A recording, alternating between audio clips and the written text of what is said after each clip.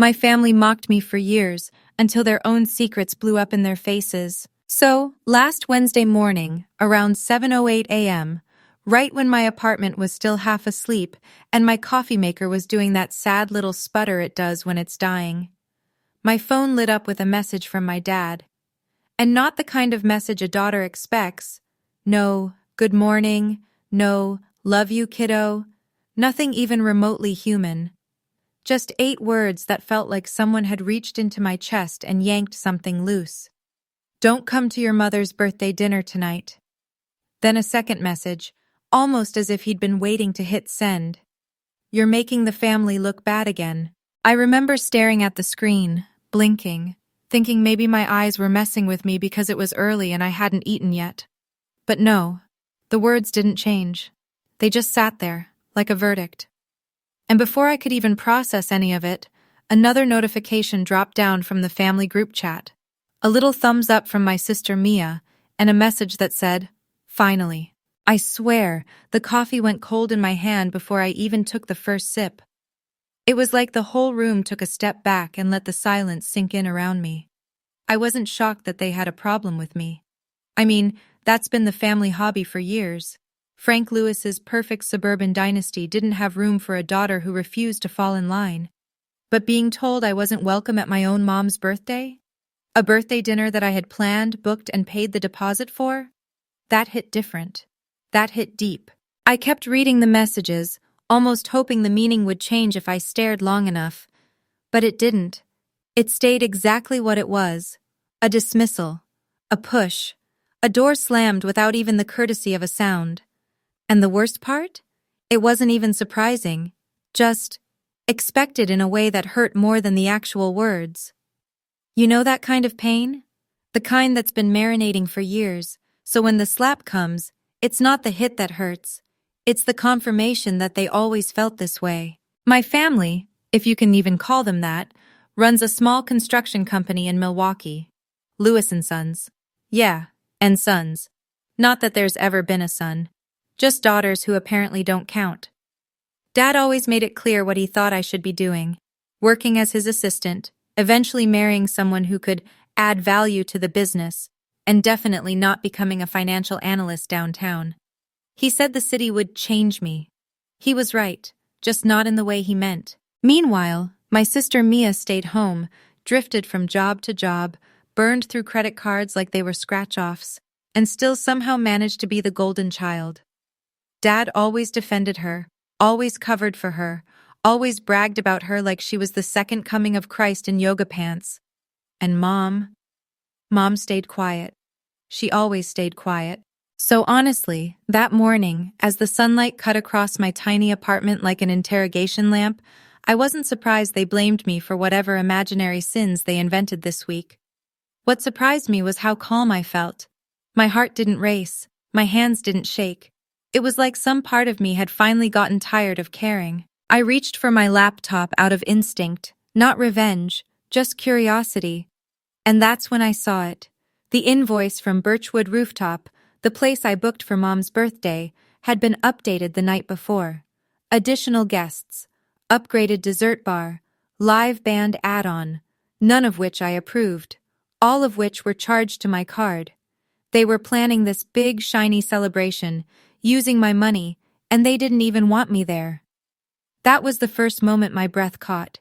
Not because of the money, but because it confirmed exactly what I had been trying not to admit for years. I was never part of the family. I was just a resource. I closed the laptop slowly, like it might roar at me if I moved too fast.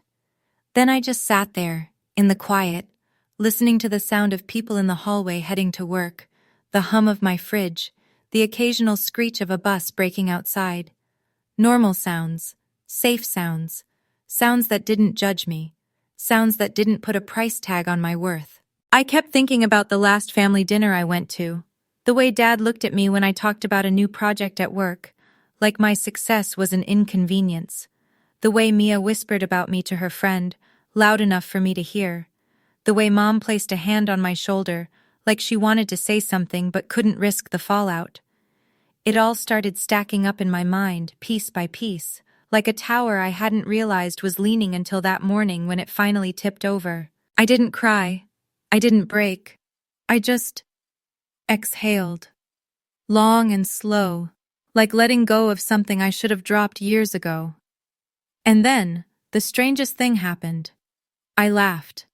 A small, tired laugh, but a laugh nonetheless. Because in that moment, I saw it clearly. How ridiculous it all was. How absurdly predictable. How I had let people who couldn't even balance their own bank accounts dictate how I should feel about myself. And here's the part I haven't told anyone. Deep down, I think I knew this day was coming. I just didn't know it would start with a text message and an emoji from my sister. But what I absolutely didn't know, what none of them knew, was that the one thing they always took for granted, the one thing they thought they controlled, was the one thing I actually had more power over than any of them. The Lewis Community Trust. The trust that Grandpa built. The trust Dad bragged about. The trust Mia mooched off for years. The trust I quietly managed because I was the only one who ever bothered to learn how. And just like that, while they thought they were cutting me out of a dinner, they had no idea they were about to lose something much bigger. I didn't respond to my dad's text. I didn't respond to Mia's either. I just set my phone face down on the counter like it was some wild animal that might bite me again if I looked at it too long. And honestly, I thought I'd sit there and cry or scream or at least let myself fall apart a little. But nothing happened. My chest felt weirdly steady, almost numb, like the part of me that usually panicked had finally packed its bags and moved out. Instead, what I did was reach for my laptop. Not out of spite, at least not yet, but out of that practical reflex I've had since I was old enough to file my own taxes. If life is burning, I at least need to know where the fire started. The first thing I checked was the Birchwood rooftop contract.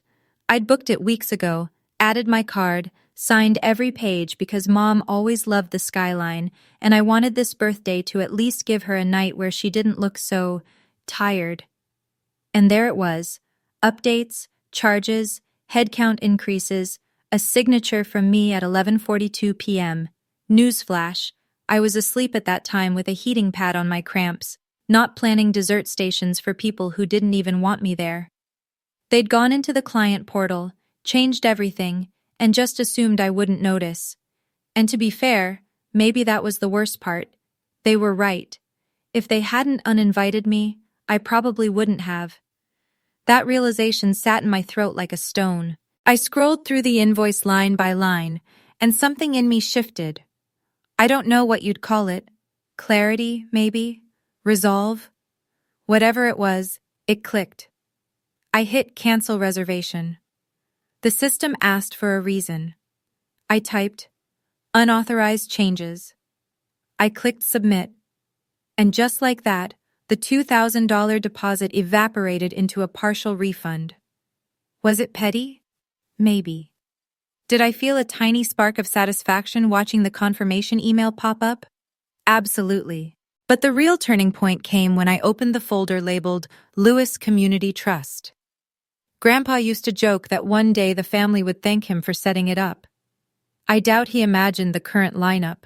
A father who thought spreadsheets were woman stuff, a sister who treated the trust like an ATM, and me, the kid who actually read the terms of service. When Grandpa passed, he made Dad and me the co-managers. Dad took the title, I took the responsibility. He never asked where the quarterly reports came from. He never questioned why the bank called me first. He just assumed the world bent around him, the way it always had. That morning, though, I finally saw the absurdity of it. I pulled up the control panel and hovered over the lock activity button. My finger hesitated, not because of guilt, but because of habit. I'd been raised to put family first, even when family didn't bother putting me on the guest list. But then Mia's finally message flashed in my memory. I clicked the button.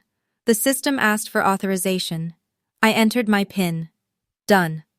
Transactions disabled until both co-managers signed off.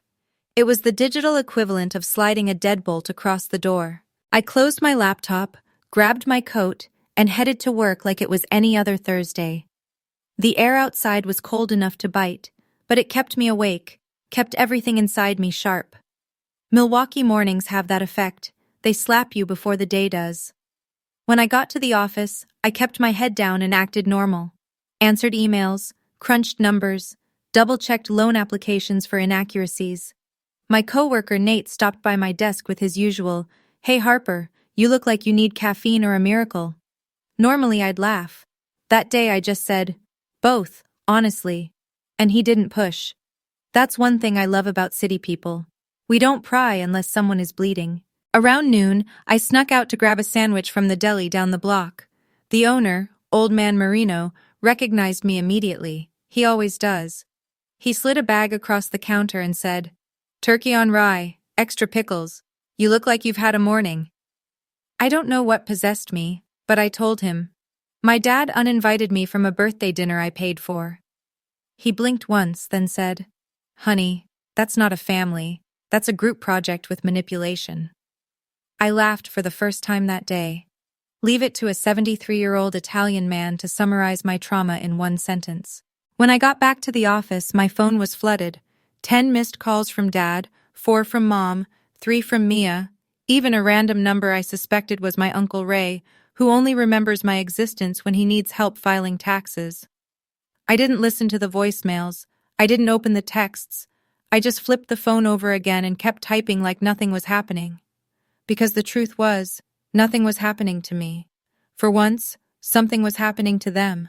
That night, after work, I sat on my couch with a blanket and let the quiet settle around me. Not the heavy quiet from the morning. This one felt like fresh air after being underwater too long. I opened the trust panel again, not to undo anything, but to double-check. Years of being the family's safety net had conditioned me to fear mistakes. Everything was clean. Everything was locked. Everything was finally fully controlled. And then, out of nowhere, a memory bubbled up, one I hadn't thought about in years. I was maybe 17, sitting at the kitchen table, trying to teach myself budgeting because no one else would. Dad walked by, glanced at my notebook and said, "You don't need to learn that. One day your husband will handle the money." I remember pushing my pen into the paper so hard it nearly tore. I remember thinking, "We'll see about that." And here we were, all these years later. The man who told me I'd never need financial skills was about to learn that I had all the ones he didn't. I didn't feel triumphant, not yet. What I felt was aligned. Like for once, my actions matched what I knew I deserved. And that, strangely, made the whole apartment feel warmer, brighter, like the world had tilted a few inches in my favor. The calls kept coming. I didn't pick up. I made tea instead. Chamomile, because I'm dramatic and wanted the moment to feel symbolic. While the kettle whistled, I glanced at my phone again. Another call from Dad. Another from Mia. A text from Mom that simply said, "We need to talk." That one hurt a little. Mom was always the quiet one, stuck in the shadow of Dad's temper and Mia's chaos. Part of me wanted to answer. A bigger part of me wasn't ready. And that's how the next few days went. Me living my life, them spiraling like their universe had finally lost its gravitational pull. I kept waiting for guilt to kick in, for shame, for that old familiar ache of, maybe I'm the problem. But it never came. Instead, something steadier settled in my chest. Something almost peaceful. Because deep down I finally understood. I wasn't destroying anything. I was just stopping the leak. And the people who depended on the leak were the ones drowning now. By Wednesday evening, my stomach had twisted itself into so many knots I could have sold it as one of those pretzel stands at a baseball game. Mom's message kept replaying in my mind. "Come to the house Wednesday night, 7:00 p.m. Everyone will be here. Please." I hadn't responded, but I still drove over like some invisible thread was tugging me toward a moment I'd been avoiding my whole adult life. The sun was dipping behind the rows of old Milwaukee houses when I pulled up. The driveway was full, cars I recognized, cars I hadn't seen since graduations, weddings, and that one 4th of July when Uncle Ray almost blew his thumb off. My first thought was, they're not here for me. They're here for damage control. Walking up the steps felt surreal, like I was walking into someone else's movie. I pushed the door open and the first thing I smelled was food. Actual homemade food, not the Pinterest-worthy catering Mom always felt pressured to order. Just her cooking, which almost made my chest ache. And the house was quiet. Not the fake, polite quiet we always had during holidays, but a heavy, waiting quiet, like the whole room knew something was about to break. Mom stood in the entryway like she'd been waiting for me. No smile, no hug, just a soft nod that said everything and nothing at the same time. She didn't waste a second before turning and motioning me toward the living room. That alone surprised me. Mom has never led anything in her life, not with Dad around. If she wanted to speak, she usually waited for the right moment, which in our family meant never. Everyone was there. The aunts who always whispered like their voices could slice, the cousins who treated me like a walking wallet, Uncle Ray with his baseball cap still on indoors, Mia with swollen eyes like she'd cried more in 2 days than in her entire Instagram career. And then Dad, sunk into the couch like a king who'd lost half his kingdom and was pretending the throne still belonged to him. He looked at me an extra beat before he spoke, like he wanted to measure how angry I might be. "Well," he said, arms folded, voice thick with self-righteousness, "she finally shows up." I opened my mouth, but Mom was faster.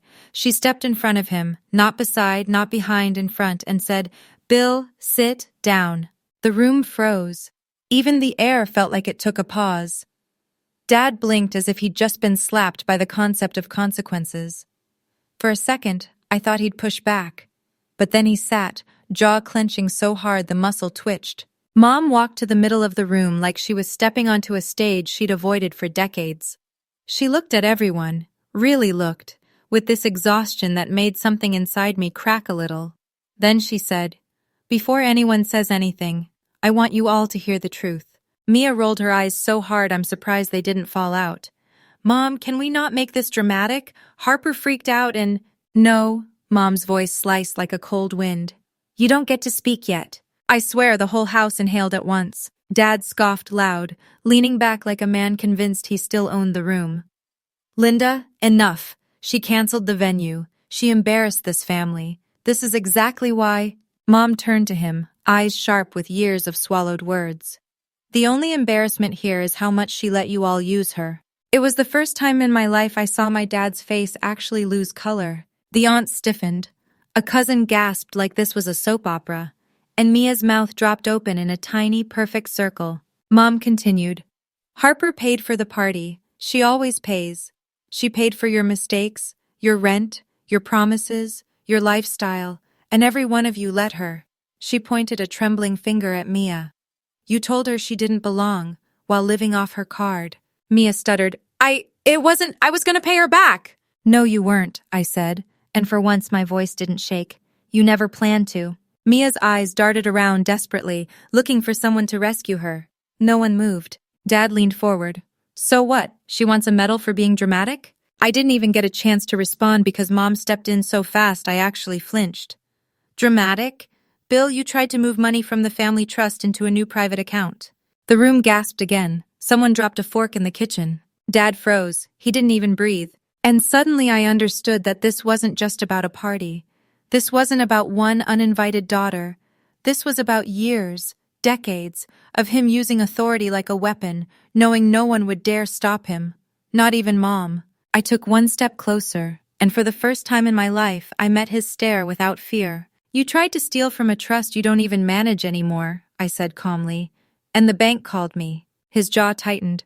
"It's my family's trust." "No," I replied. "It was Grandpa's trust. And he knew exactly who to trust with the numbers." The silence afterward tasted like electricity. Mia looked at Dad like she suddenly didn't recognize him. My aunts shifted uncomfortably. Even Uncle Ray stopped chewing his gum. Dad's voice cracked like something inside him was splintering. "You locked me out." "I protected myself," I corrected, "for once." He shot up from the couch, furious. "You think money makes you special?" I took a slow breath. "No. But earning mine while you spent everyone else's? That makes me smart." That's when he lost it.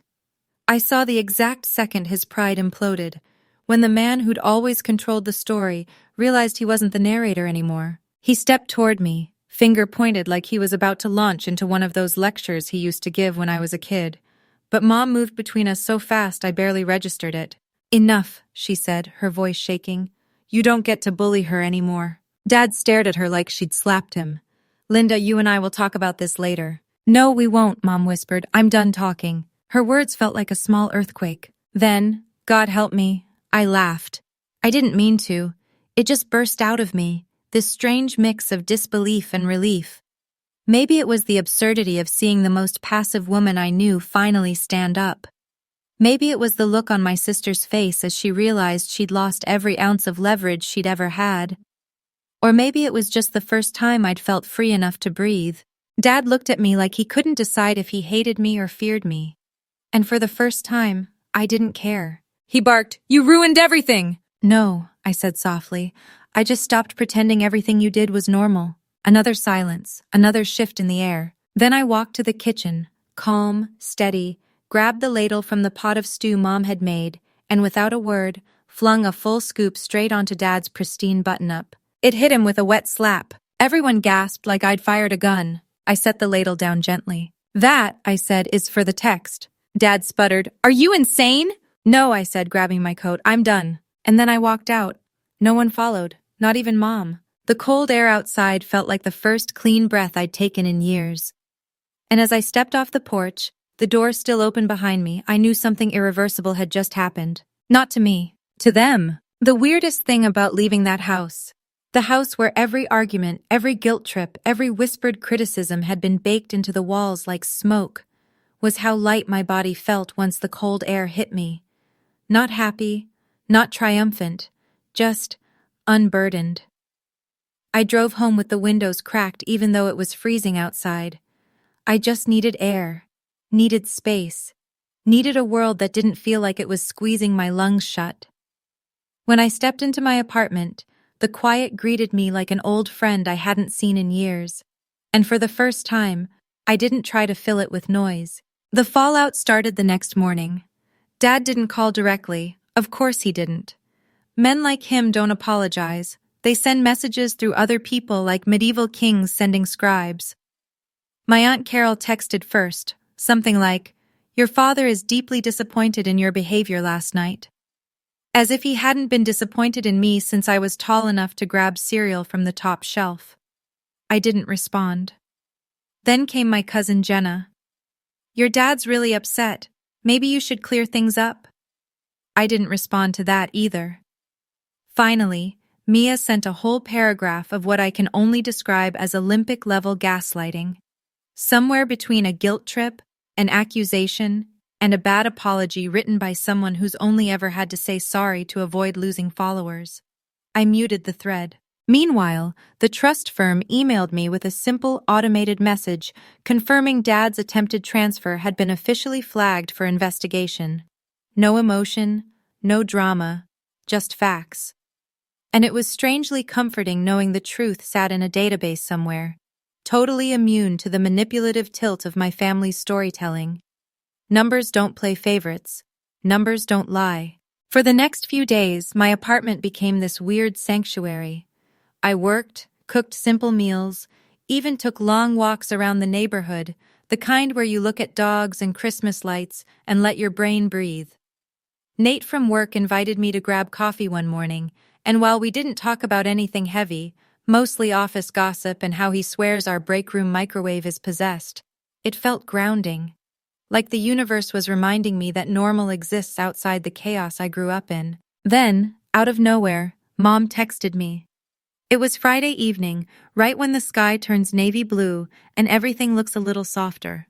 Her message said, "I'm coming over tomorrow at 5, bringing dinner." No guilt. No apology disguised as obligation. Just a plan. Saturday at 4:55, I found myself wiping down the counters again even though they were already clean, folding a dish towel, unfolding it, then folding it again because apparently my brain turns into a malfunctioning robot when I'm nervous. When the knock came, I swear my heart almost jumped out of my throat. I opened the door and there she was.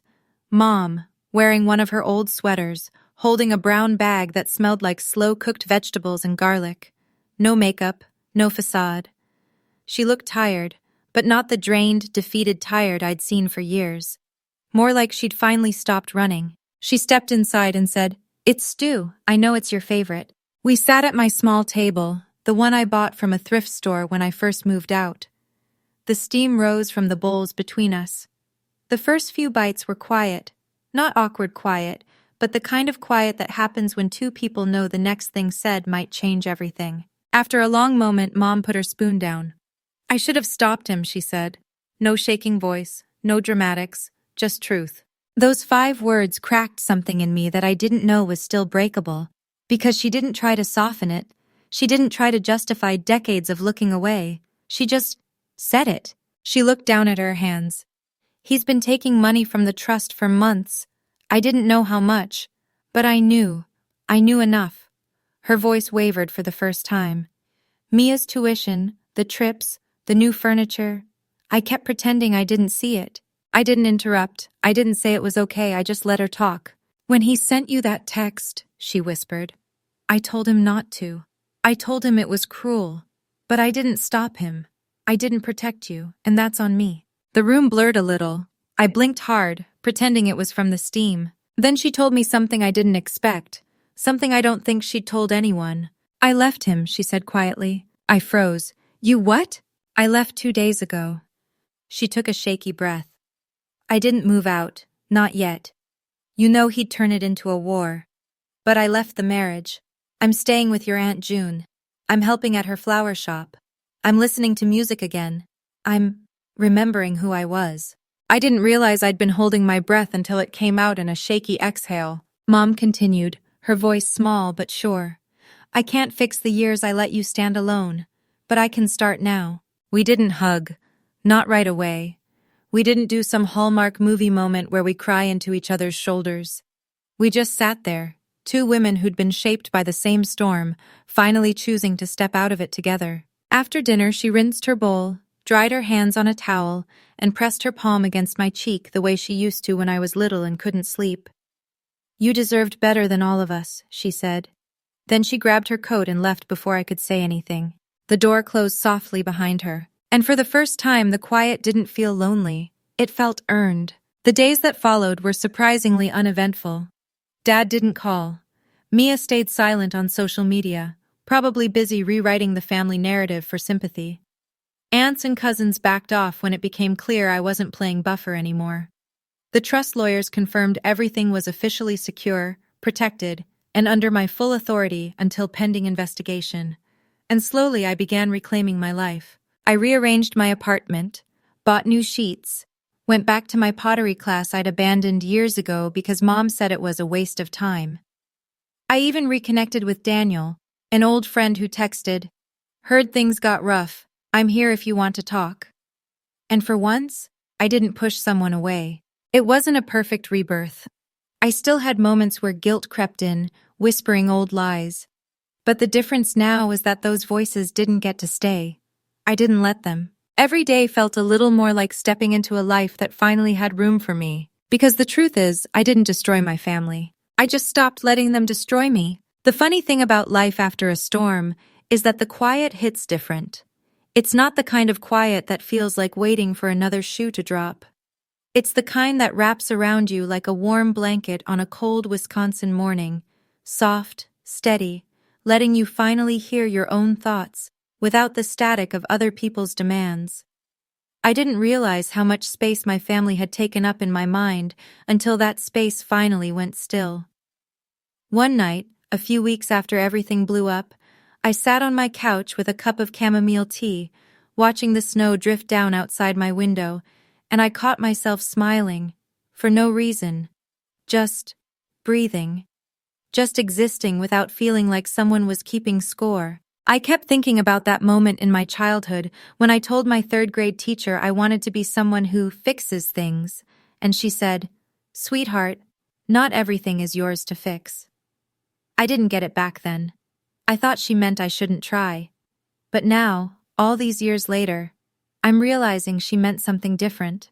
Something I think I needed to learn the hard way. Because for so long, I tried patching every crack in my family, holding everything together like it was my job to keep chaos from showing.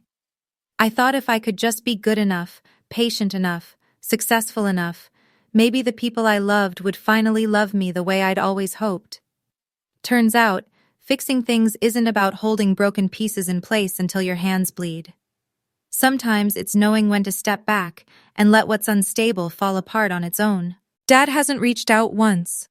Not a call, not a text, no angry voicemail, no attempt at a backhanded apology wrapped in blame.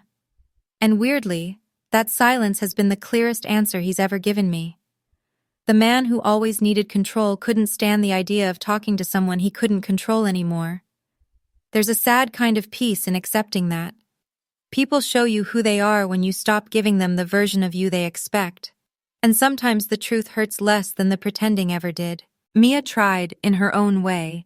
She sent this long, dramatic message about how she was going through a lot and didn't mean to hurt me, followed by a suspiciously well-staged Instagram story about self-growth.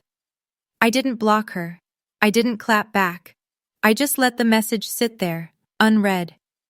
Because forgiveness isn't a performance, and I'm not rushing toward it to make anyone else feel comfortable.